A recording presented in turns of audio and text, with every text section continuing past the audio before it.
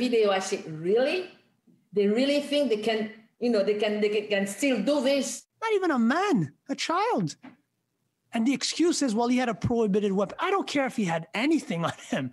It does not matter. On June 10th, a video surfaced online of Montreal police officers holding a black teenager to the ground, with one of the officers putting his knee on the 14-year-old's neck.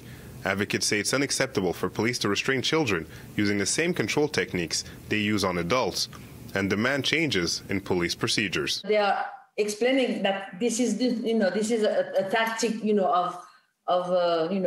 to control someone. And the school, the Nicolet, the police school in Nicolet, told us that they don't teach such tactics. He deserves to be treated with decency and respect.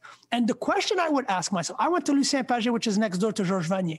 Do they answer calls like this in private schools in Westmount? Police were called that day by a Georges Vanier High School staff member who reported that there was a dispute in front of the high school involving about 15 teens. When the kids saw the police, so as kids and as, the relation we have with the police, so they start running.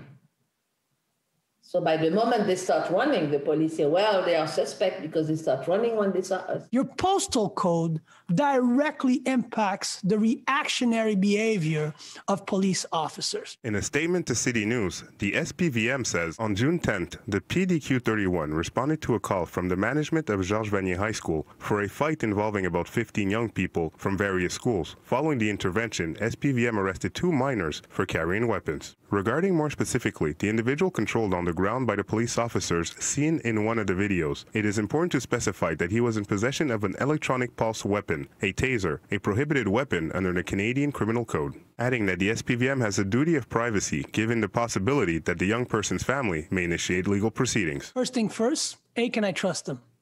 Because after Mamadi Camara, I don't know that I could trust any statement coming out. From what appears from the video is that they got him while they were searching him while he was already shackled, and the police officer already had his knee on his neck. So for us, the question of the taser is pretty much inconsequential to the whole event. According to the lawyer for the teen who was controlled to the ground by an officer putting his knee on his neck, no charges have been brought against the teens. They did receive tickets for minor infractions of incivilities. This is post-George Floyd. Arguably the biggest civil rights movement of the past 50 years since civil rights movements in the States. You have an image of a man dying with a knee on its neck. You would think that this would send a clear message to police forces across the globe. In Montreal, Sacha Obas, City News.